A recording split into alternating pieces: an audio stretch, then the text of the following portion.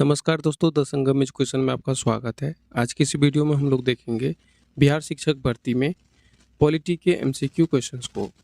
Polity में हम लोग देखेंगे प्रस्तावना और संविधान की विशेषताएं के महत्वपूर्ण प्रश्नों को। अगर आप इस चैनल को सब्सक्राइब नहीं किए हैं तो सब्सक्राइब कर लीजिए और बेल आइकन को प्रेस कर लीजिए। पीपीएससी टीचर की परीक्षा की तैयारी कर रहे हैं तो आप इस वीडियो को पूरा देखें। देखते हैं पहले प्रश्न को। भारतीय संविधान के किस भाग को उसकी आत्मा की आख्या दी गई है? आंसर हो जाएगा प्रस्तावना। ऑप्शन ए हो जाएगा प्रस्तावना। संविधान निर्माताओं ने किस पर विशेष ध्यान दिया? प्रस्तावना पर। प्रस्तावना पर विशेष ध्यान दिया गया है संविधान निर्माताओं के द्वारा।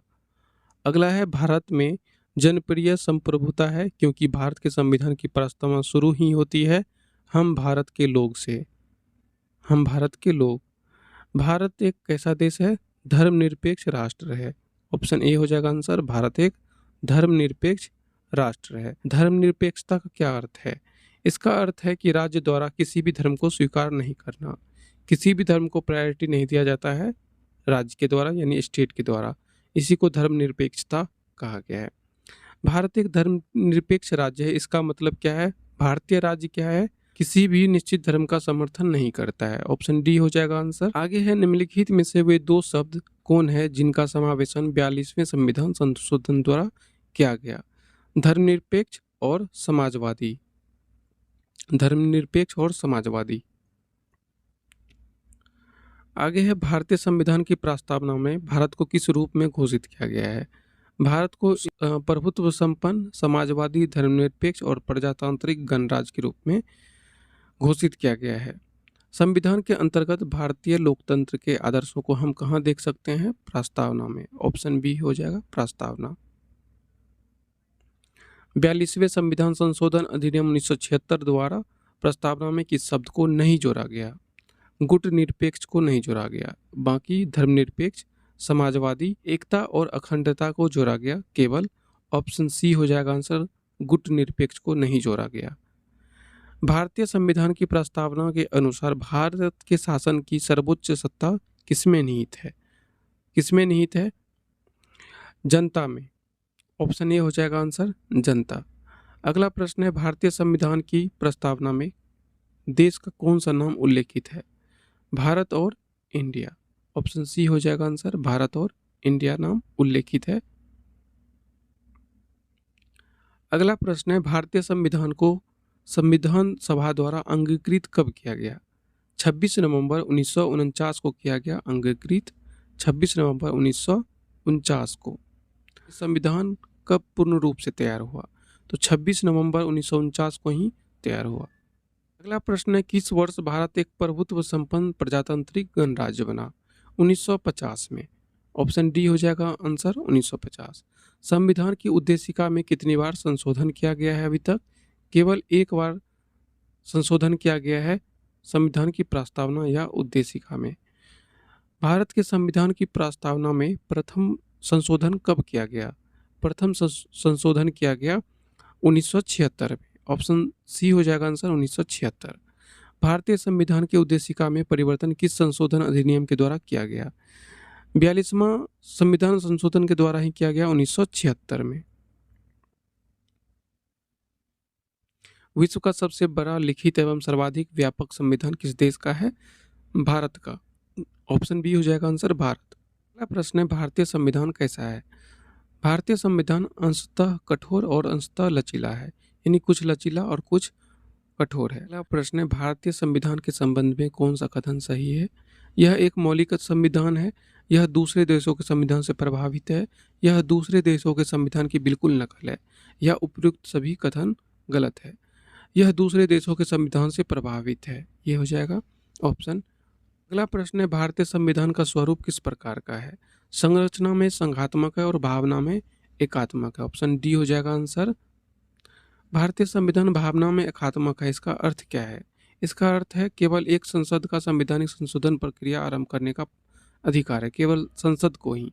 कुछ स्थितियों में संसद को राज्य के लिए कानून बनाने का भी अधिकार है और अखिल भारतीय सेवाओं के कारण ये उपयुक्त हो जाएगा सभी। अगला प्रश्न है भारतीय संविधान पर सबसे अधिक प्रभाव किसका हुआ? भारतीय सरकार अधिनियम 1935 का सबसे अधिक प्रभाव पड़ा। ऑप्शन ए हो जाएगा आंसर। निम्नलिखित में से यह किससे निर्धारित होता है कि भारत का संविधान परिसंघीय है?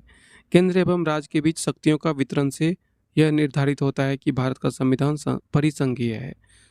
प्रश्न है, भारत में प्रजातंत्र इस तथ्य पर आधारित है, जनता से सरकारों को चुनने तथा बदलने का अधिकार प्राप्त है, यानी जनता को सरकारों को चुनने तथा बदलने का अधिकार प्राप्त है। अगला है, भारत में किस प्रकार की शासन व्यवस्था अपनाई गई है?